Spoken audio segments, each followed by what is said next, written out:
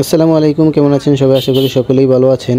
তো আজকে আমি চলে আসছি কুমিল্লা শালবন বিহারে যে নবনির্মিত বৌদ্ধ মন্দিরটি আছে সেটি দেখানোর জন্য। সো আজকের ভিডিওতে আমি আপনাদেরকে নবনির্মিত বৌদ্ধ মন্দিরটি দেখাবো। তো এখান থেকে আমি প্রথমে টিকিট সংগ্রহ করে নিব। একটা টিকিট দেন তো। একটা কত বাজে?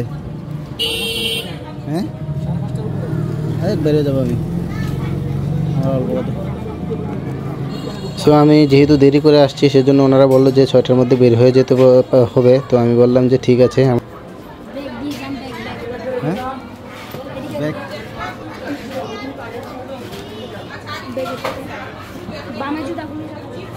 সো আমার আস্তে আস্তে যেহেতু সন্ধ্যা হয়ে গিয়েছে তাই চারপাশের দৃশ্যটা একটু অন্ধকারাচ্ছন্ন দেখা যাচ্ছে। তো আমি ফাইনালি এখন ভিতরে আছি।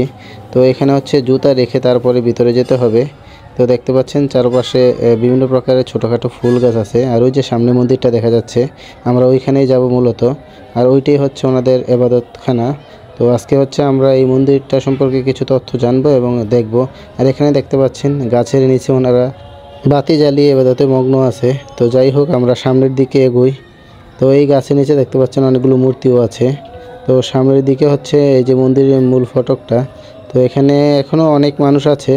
দেখতে পাচ্ছেন বিশাল এক মিনার, আর সামনে একটা বুদ্ধ মূর্তি দেখতে পাচ্ছেন। ওরা বিশাল বড় এক মূর্তি দাঁড় করে রাখছে। তো আমরা এখন এই মন্দিরটা পুরোটা ঘুরে দেখব এবং এর সংক্ষিপ্ত কিছু ইতিহাসও আপনাদের সাথে শেয়ার করব।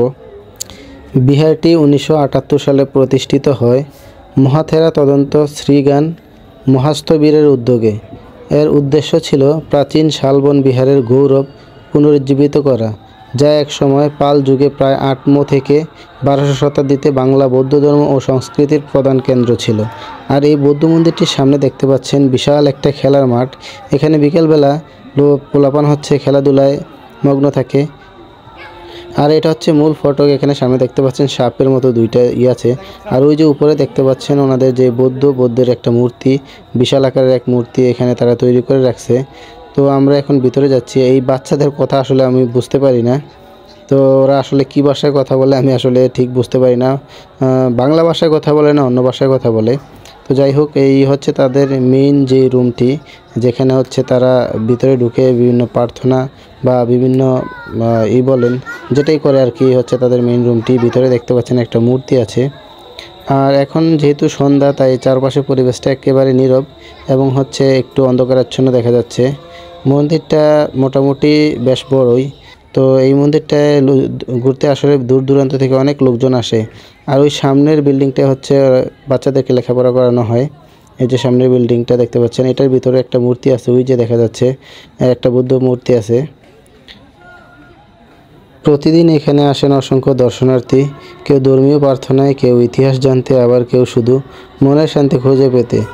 বছরে বৌদ্ধ পূর্ণিমা কিংবা কঠিন চিবর দান উৎসবের সময় বিহার প্রাঙ্গণ মুখরিত হয়ে ওঠে আলোকসজ্জা, প্রার্থনা আর ভক্তদের পদাচরণায়। চাইলে আপনিও এসে ঘুরে যেতে পারেন আর ইতিহাস সম্পর্কে জানতে পারেন। আর ভিডিওটি ভালো লাগলে লাইক, কমেন্ট এবং শেয়ার করবেন।